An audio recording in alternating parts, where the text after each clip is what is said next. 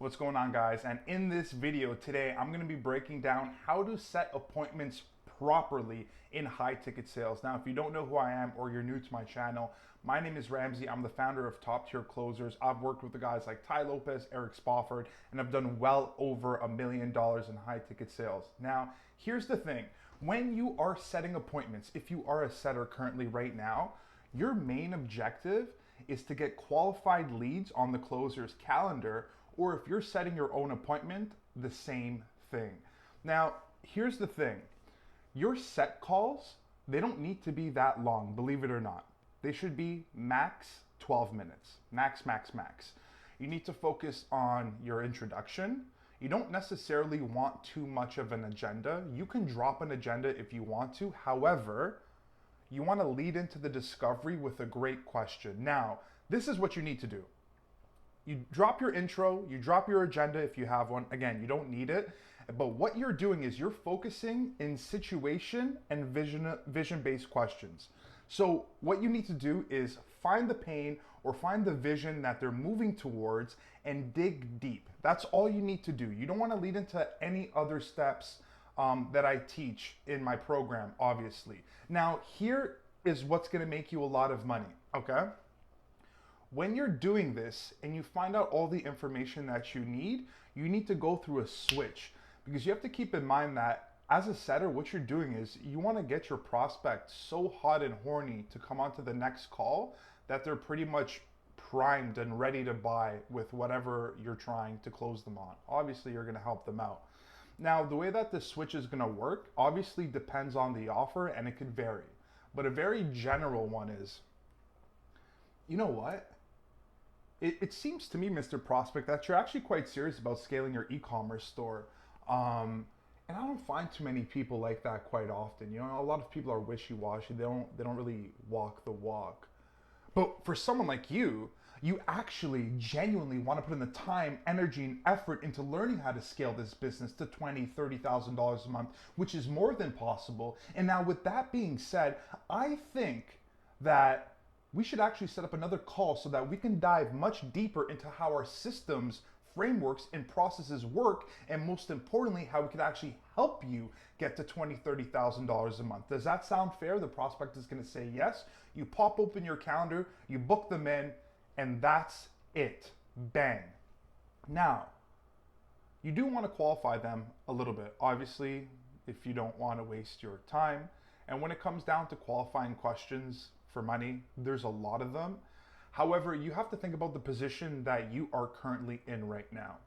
Are you currently in a position right now where you need to make money and you want to practice closing and setting in general?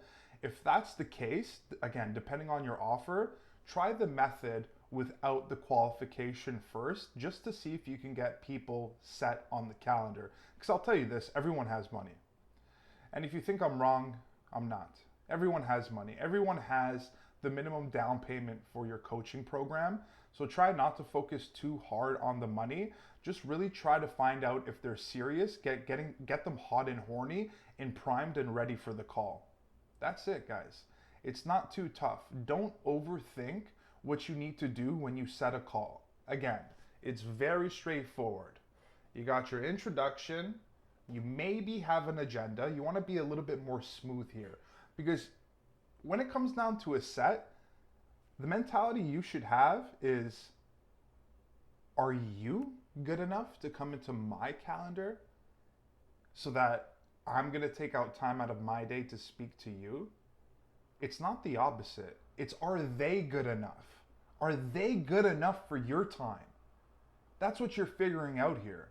So that's why you don't necessarily need too much of an agenda. And as long as you have a great question leading into the discovery, which is obviously based about what you guys are talking about, you guys are good. Second part is finding out the pain or the vision that they're actually moving towards, digging deep on both of those, and then dropping the switch. Without the switch, this is why the switch is so important, okay? Because, you know, you're having a good conversation, you're building rapport, trust, all that kind of good stuff. But the switch releases so much dopamine in your prospect's head and literally gets them enlightened and feeling so good that they're bound to say yes because you're complimenting them. And when you compliment someone, it releases dopamine. And when you help release someone dopamine and make them feel good, you feel good. And it's just this crazy spiral of goodness. But the point is that you can get someone to such an emotional state that they'll literally do whatever you want and agree with whatever you want. You just need to know how to do it properly. And when you drop the switch is basically like a pump up, you're good enough for me, I'm gonna pop you in my calendar, I'm gonna help you the F out, period. So learn how to do the switch properly, because I promise you, if you learn how to do the switch properly, you will have more people on your calendar. That's the first step. You want people on your calendar because you want to practice if you're closing them, whatever. Now, if you're setting for a closer, don't waste the closer's time. Make sure that they're actually qualified.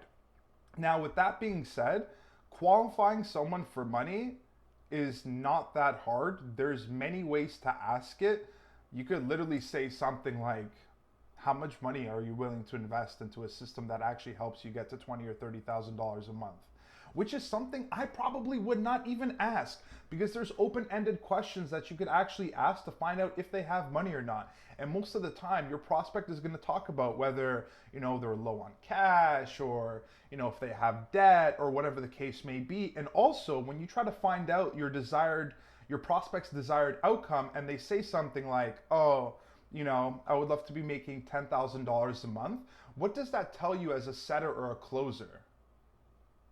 That basically tells you that they probably make obviously under that, probably around $4,000 or $5,000 a month. And then what you could also do, and these are some safe assumptions that you can come to in your head. It's like, okay, how long has this person been working their job? Okay. How much money are they currently making? What are their expenses? And what's an average number that they could possibly save? That's the self-assumption that you should be coming to in your head. And if you come to the assumption that they should have something put away, they're financially qualified. Sometimes you don't even want to ask that question because it's going to turn your prospect off, like trying to financially qualify them, because you could do it all in your head, to be honest with you. Like, that's it. Just do it all in your head. Ask the right questions to financially qualify them. And if you feel like they're not financially qualified, or potentially not financially qualified, you can ask them, hey, by any chance, do you like save your money? That's it. Just ask them, do you save your money? Do you save for a rainy day? You don't have to be so direct sometimes. You can do whatever you want on these calls. Sometimes you don't have to be so direct. So to recap this quick video of how to set calls, and I really hope this helped, honestly. I focus on teaching people how to close, but setting and closing go hand to hand, and I've been on, multiple offers. I know how this works. Sometimes you could be put in a position where you're self-setting for yourself and then taking the closing calls, and then sometimes you could just be setting for a closer. So long story short, to recap, intro, maybe an agenda if you need it.